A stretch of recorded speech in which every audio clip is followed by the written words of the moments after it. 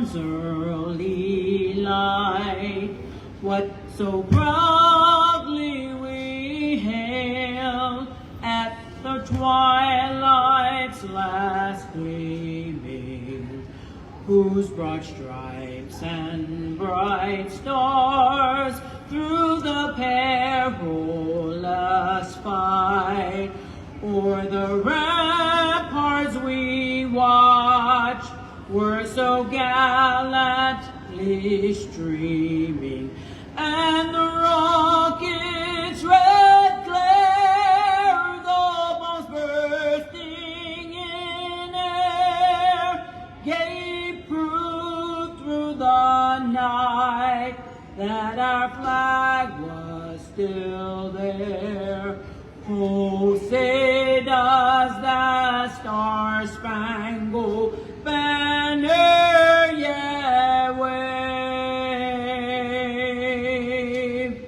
o'er the land of the free and the home of the brave.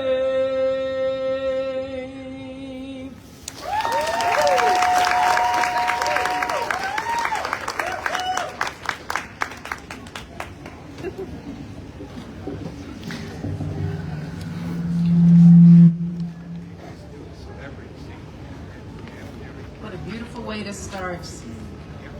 Our next piece is a creative writing piece by Nicole Spencer entitled Airborne School, and it will be read by Jenny Lynn Moyer.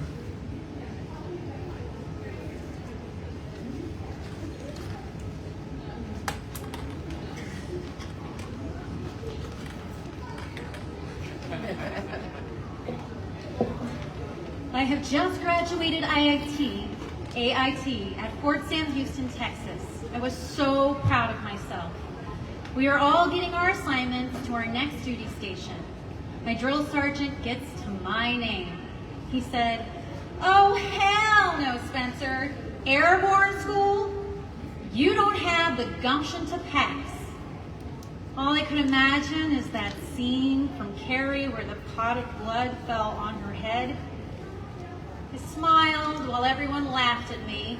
In my head, I told myself, "You'd better pass." My mother said the same when I told her I was going into the military. Airborne school changed my life for the better. I took my meditation to a new height while running. I did what my Trinidad mother said: think of the clear blue ocean in Tobago Titi when it gets tough. That is just what I did, and I passed the run. Now learn to fall. 30-foot tower and finally 5 jumps. First jump. I was the first person to jump from the C-130. My heart was in my throat. The jump master motivation for me was to walk towards him, and the door was wide open. All I could see are the trees below and that blue sky. He was leaning out of the plane like Patrick Swayze in Point Break. I was amazed. He looked at me and yelled, "Go!" I walked off the plane, then put my feet and my knees together. I yelled 1,000, 2,000, 3, and I looked up and grabbed my slips. It was the most peaceful feeling I have ever felt. Much like me flying was in a coma for some years ago. Now the landing. I see him at tree level. Time to prep for landing. Boom, like a sack of potatoes. I actually feel fine. I realized my parachute, packed it up, released my parachute, packed it up, and met the rest of my battle buddies. We were all jumping up and down with excitement. 4 more jumps to go. I passed airborne school. I got my gentle blood wings. I am so elated. Mind over matter works after all. 82nd Airborne Division, here I come. A year later, I saw my drill sergeant from AIT. He was stationed at the same company I was. He actually apologized. He apologized for saying what he had said. I told him thank you for that last push. I give Airborne School 10 out of 10.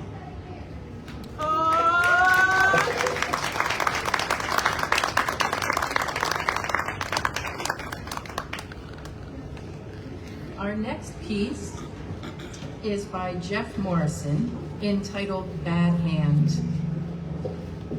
I want to alert everyone that it does address combat trauma. It will be read by our guest reader, Ron Hennigan. Ron actually joins us for a second year as a guest reader. He is a professional actor, director, and educator. He serves on the board of the nonprofit True North Project. True North Project believes the arts improve our health, wellness, and confidence, and fortifies our community. Bad hand. Chopper blades blow smoke away. All thoughts go to gray. On my uniform, the smell of charred flesh stays. We try to pick him up. His skin pulls off like batter from chicken. He lets out a scream that would make a banshee sicken. Then goes quiet. Doc gives him a shot to stop the pain riot. 2 clean poke holes in the back have exploded out his chest. His insides laying in his lap, a bloody mess. Quick clots form like a gelatin mold. Eyes still open, his body grows cold. His face turns bluish, the color of mold, never to grow old, but fault ever so bold. His soul passes by me, life's hand now a fold.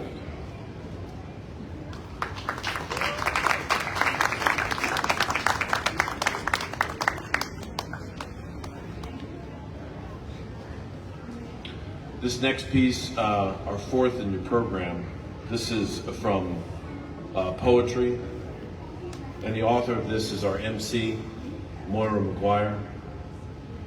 The name of this piece is entitled The Logic.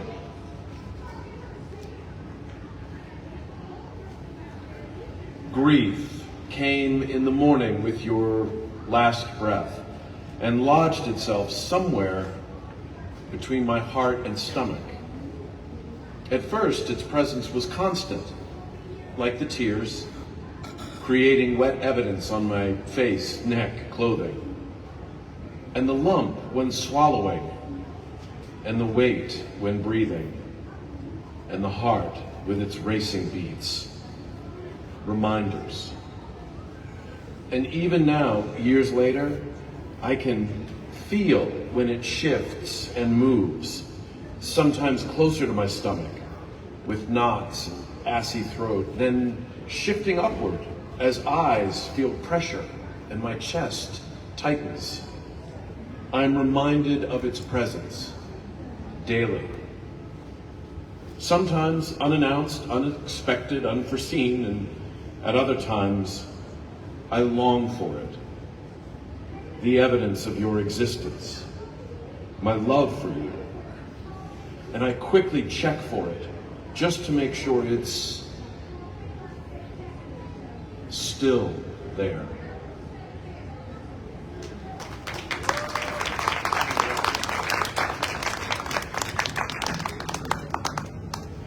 Thank you, Ron. We'll be seeing Ron later. Our next performer is Josh Rodriguez. Josh will be performing Ehu Girl by Kolohe Kai. Josh is an Army veteran from Florida and a self-taught vocalist who sings because it's fun.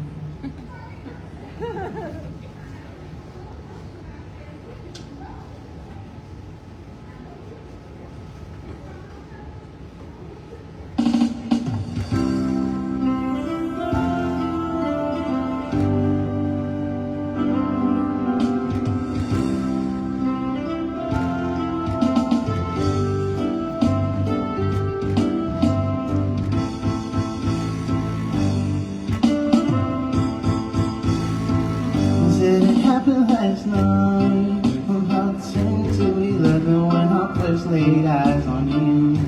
We're standing in line, and it's a club 777, it was just like heaven, a dream come true. We're standing in the right place at the right time. When you just asked, who girl, caused the crime. You're my pretty little who girl, made me a fool in love. Got my heart all in the world, now we be schooling. Oh, you set my heart on fire. Now I don't know what to do. You set my heart on fire. Now I'm so in love with you, my girl.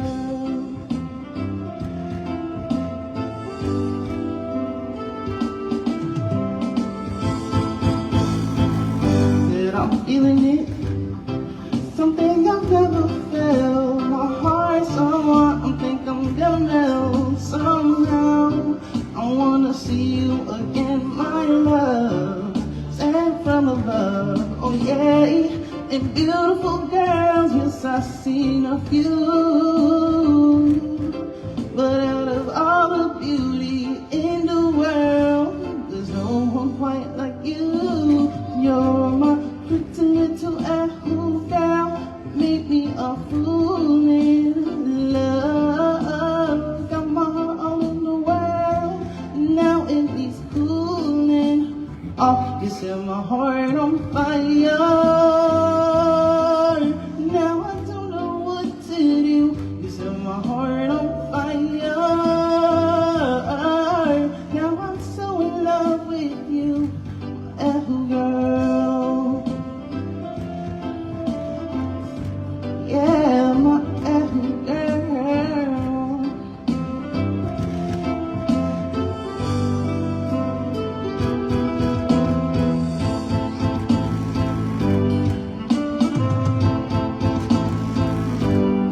The way your apple hair blows in the air, the way your shining eyes reflect the sky, the way your smile burns up my flame, but I don't know your name. I guess I'll call you my pretty little apple girl, made me a fool in love. Got my heart all in the world, now it needs cooling. Oh, you set my heart on fire.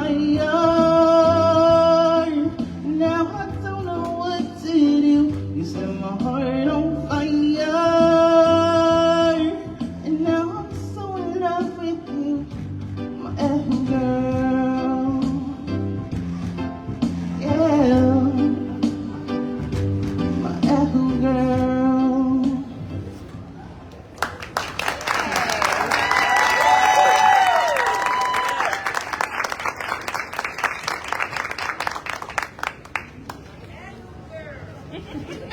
Okay, so not only was that an amazing performance, but he literally read the lyrics off his cell phone. That was so teeny. I don't know how he did that whole thing. Young guys. So Ron Hennigan is back to read for us a short story by Ronald Susi. Ron is an Air Force veteran who is trying to become an author. He also loves photography. We heard one of his short stories last year, so this is his second one, and it is called The New Case. Detectives, we received our next case. Everyone watched their screens. The video began to play. The screen was dark. It was hard to distinguish anything. The scene focused. Rain, a heavy rain that obscured everything. The only sounds, thunder and the torrential downpour. A silhouette of a landmass across a wide body of wild, undulating water. Lightning. A dark Victorian-style house stood through all tall trees. The view narrowed on the house. Another lightning flashed. 3 floors rose from a hilltop. Not a lamp was lit. Trees swayed in the heavy rain. Lightning. A triangle figure was outlined by a downstairs window. Lightning! A dark figure hung inside the house. Oh my, gasped a detective.